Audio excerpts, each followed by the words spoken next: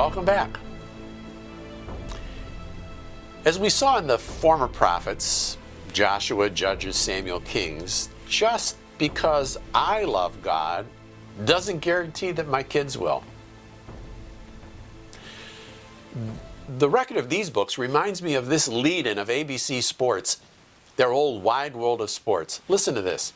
The thrill of victory and the agony of defeat. Well, the man after God's own heart has more than 2 children, but 2 that get some press are Solomon and Absalom. Much of Psalms 73 to 89, that's book 3, reflects a community that really had lost its moorings, even though God had faithfully preserved a righteous remnant who experienced his goodness. Look at 73:1, his nearness, 73:28.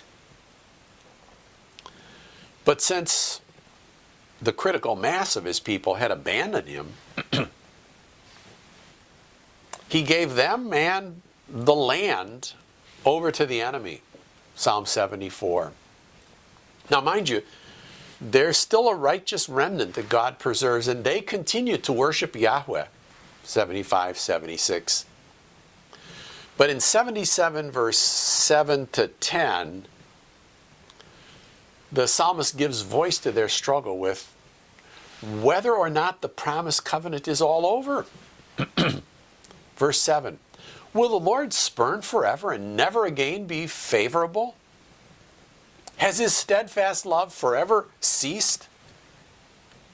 Are his promises at an end for all time? Has God forgotten to be gracious? Has he in his anger shut up his compassion? They're wrestling with, why are things falling apart? Well, Psalm 78 reflects on bondage in Egypt and God's mighty rescue. And see, I'm not making this up. The fundamental instructions of Deuteronomy 6. Look at 78, Psalm 78, verses 5 through 7. He's established a testimony in Jacob and appointed a law in Israel, which he commanded our fathers to teach their children. Why? That the next generation might know them, the children yet unborn, and arise to tell them to their children. Verse 7, so that they should set their hope in God and not forget the works of God, but keep his commandments. But what happened? Look at verses 10 and 11. They didn't keep God's covenant, but refused to walk according to his law. They forgot his works and the wonders that he had shown them. In spite of God's chesed, verse 17,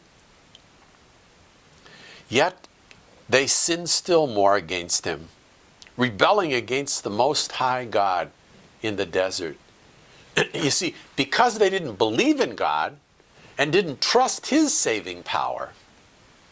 Then again, verse 32, in spite of all this, his grace, they still sinned. Despite his wonders, they didn't believe.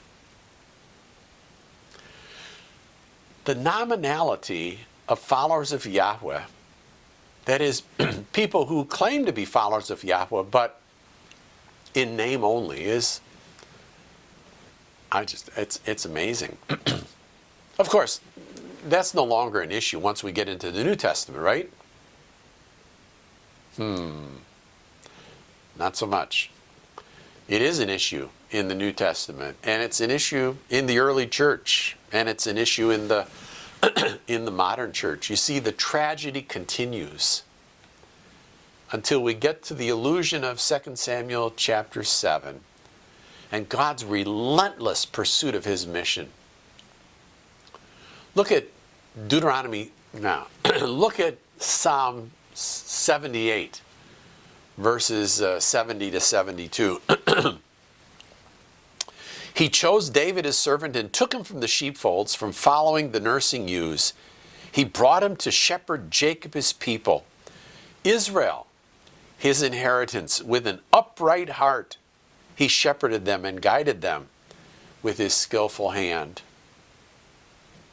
Well, in Psalm 79, the righteous judge acts. And so in 80 to 83, the faithful pray for God's kingdom to come on earth as it is in heaven. And in the meantime, 84 to 88, the faithful keep their focus on God and offer Him the worship that He desires and deserves. And they wait for His salvation.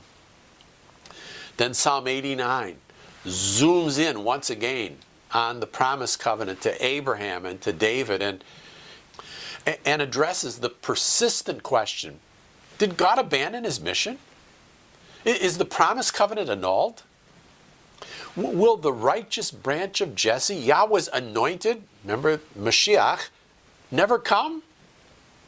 And you see, it's in the throes of these struggles of heart and mind that the psalmist concludes, blessed be Yahweh forever and ever. Amen. Have you noticed any seams in this tapestry so far? What does the end of books 1, 2, and 3 have in common?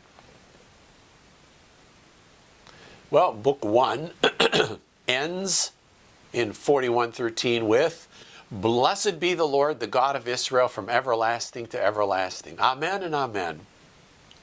Book 2 ends in 72:18 and 19 with, blessed be the Lord, the God of Israel, who alone does wondrous things. Blessed be His glorious name forever.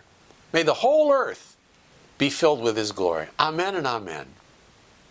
Book 3 ends in 89:52